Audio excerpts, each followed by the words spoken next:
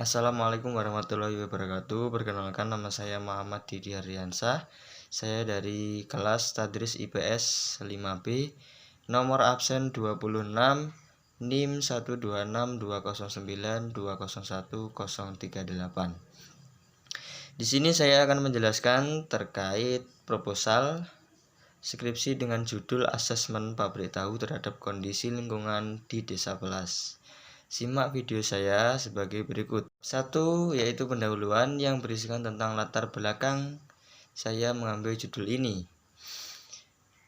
Adanya kemajuan yang terjadi dengan melihat perkembangan yang pesat pada lingkungan di sekitar kita membuat kita sebagai pelaku kemajuan tersebut akan dapat berpikir dan menilai terhadap apa yang telah terjadi dan beberapa dampak yang kita rasakan saat ini. Lingkungan menjadi tempat berinteraksi bagi semua makhluk hidup demi memenuhi segala kebutuhan dari kelangsungan hidupnya. Dengan dibangunnya pabrik di tengah-tengah permukiman masyarakat, tentunya masyarakat juga dapat menilai dari segi dampak yang diakibatkan, baik dari dampak negatif maupun dampak positifnya. Tahu menjadi salah satu bahan makanan yang sangat diminati oleh semua kalangan masyarakat. Banyaknya permintaan dari masyarakat yang semakin banyak memberikan peluang bagi para pengusaha untuk membuat pabrik tahu ini. Salah satu yang ada di daerah Pelas, Kecamatan Keras ini, yaitu terdapat beberapa pabrik tahu yang sudah dibangun dan masih beroperasi hingga saat ini. Dari hasil proses pembuatan tahu sendiri menghasilkan limbah yang dapat dibagi menjadi dua, yaitu limbah cair dan limbah padat. Maka dengan adanya limbah tersebut diperlukan penanganan dengan baik supaya tidak mengakibatkan masalah pencemaran lingkungan yang diakibatkan dari banyaknya limbah yang dihasilkan serta belum adanya fasilitas di pabrik sebagai alat untuk mengolah kembali limbah supaya tidak berdampak besar bagi lingkungan. Bahan pokok yang digunakan untuk pembuatan tahu yaitu kedelai. Melihat persentase kebutuhan kacang kedelai dalam negeri di angka 70-80% ini, dalam pemenuhannya masih dengan mengimpor kedelai dari negara lain. Selain itu, sisanya akan dicukupi produksi kedelai dari dalam negeri. Dengan mengandalkan kedelai impor yang dapat menjadikan ancaman bagi para industri yang menggunakan bahan dasar kedelai. Hal ini juga menjadi penghambat berkembangnya pabrik tahu dalam skala kecil maupun menengah. Maka dari itu dapat mengembangkannya diperlukan alternatif untuk mendapatkan bahan baku pembuatan tahu.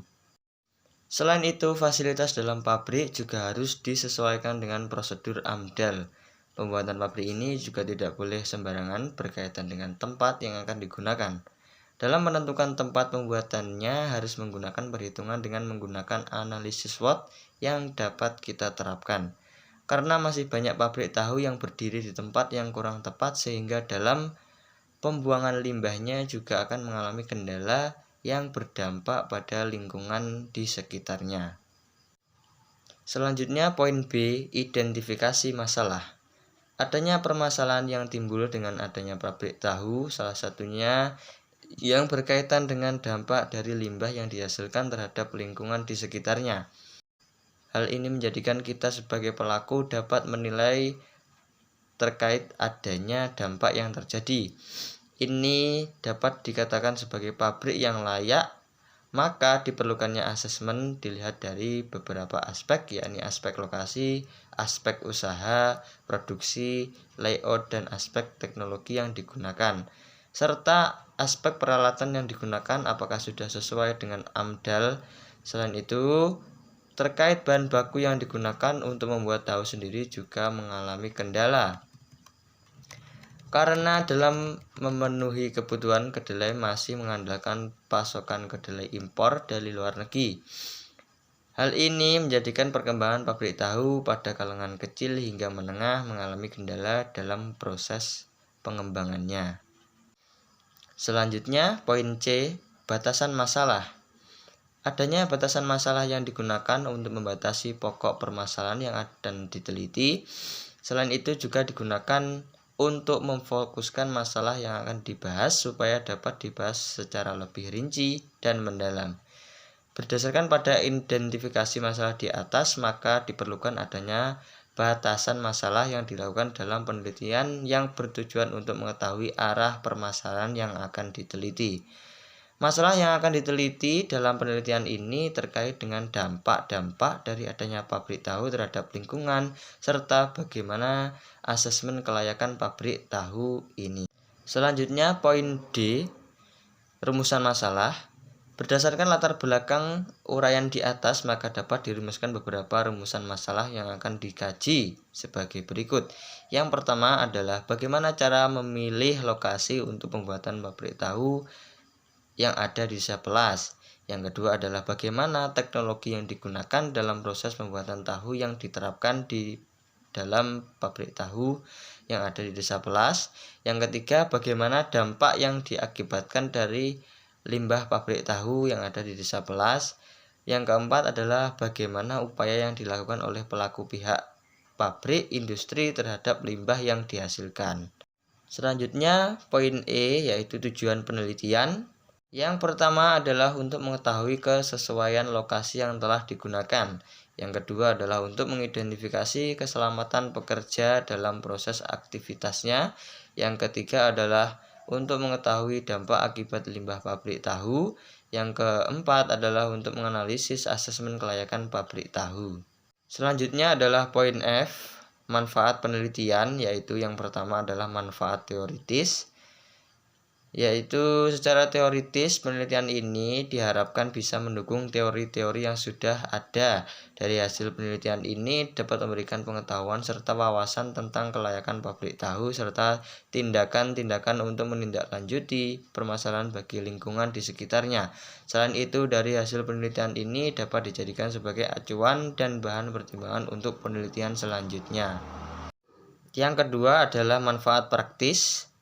Dari penelitian ini dengan harapan memiliki manfaat sebagai berikut. Yang pertama adalah manfaat bagi peneliti, yaitu diharapkan dari hasil penelitian ini telah dilakukan dapat digunakan sebagai landasan dalam upaya menindaklanjuti penelitian dengan ruang lingkup yang lebih luas dan lebih mendalam terkait kelayakan pengoperasian pabrik tahu.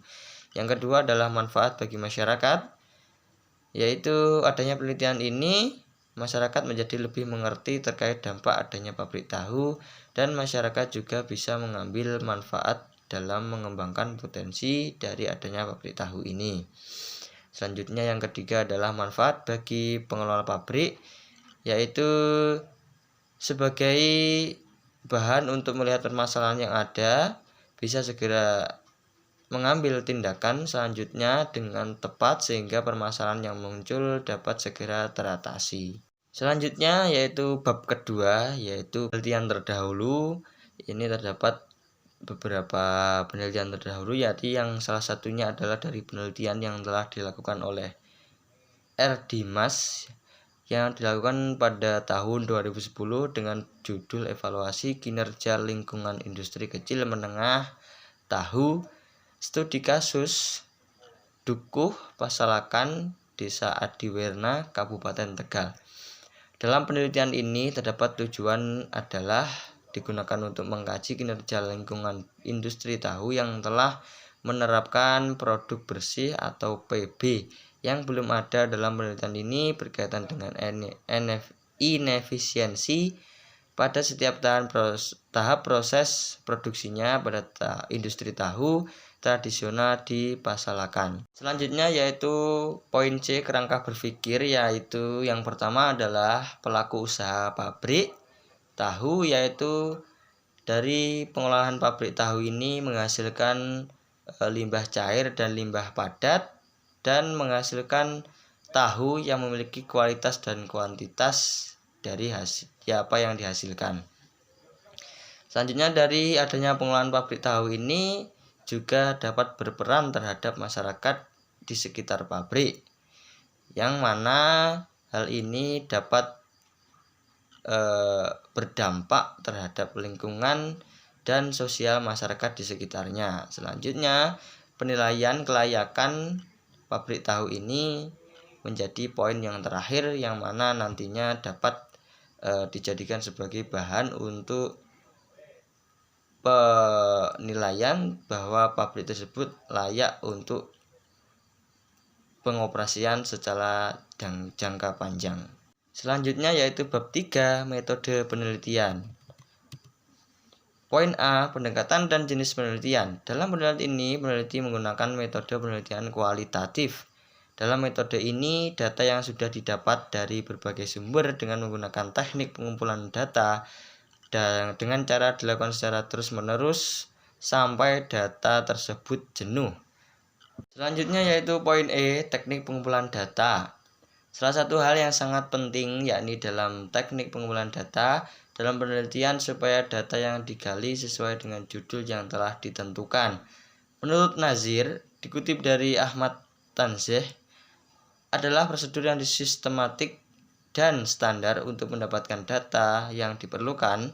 Pengumpulan data dapat dikerjakan melalui pengalaman, memang dapat dipelajari juga melalui metode-metode pengumpulan data yang sebagai berikut. Yang pertama adalah observasi, yang merupakan teknik pengumpulan data dengan jalan pengamatan dan catatan secara sistematis, logis, objektif, dan rasional yang berkaitan dengan fenomena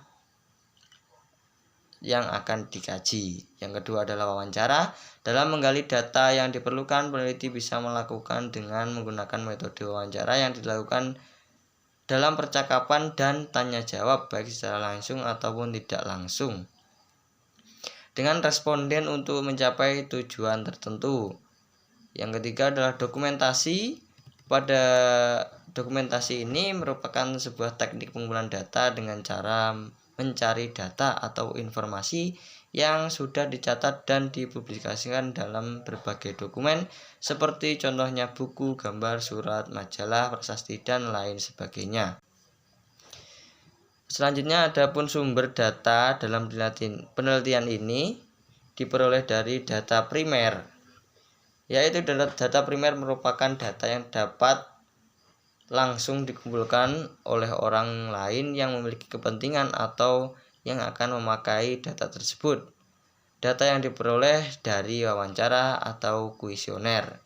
Selanjutnya yaitu data sekunder, yakni data yang merupakan diambil dari tidak secara langsung oleh peneliti atau orang yang berkepentingan. Data sekunder dapat berupa bukti, catatan, atau laporan histori dari isu yang ada di dalam arsip. Data ini juga bisa disebut sebagai data eksternal. Data sekunder ini dapat didapat dari berbagai sumber, contohnya dari instansi yang berkaitan dengan perusahaan yang lainnya. Selanjutnya yaitu pemerintah dan melalui lembaga-lembaga penelitian yang lainnya. Terima kasih telah menyimak video saya. Apabila ada kurang lebihnya saya mohon maaf. Wassalamualaikum warahmatullahi wabarakatuh.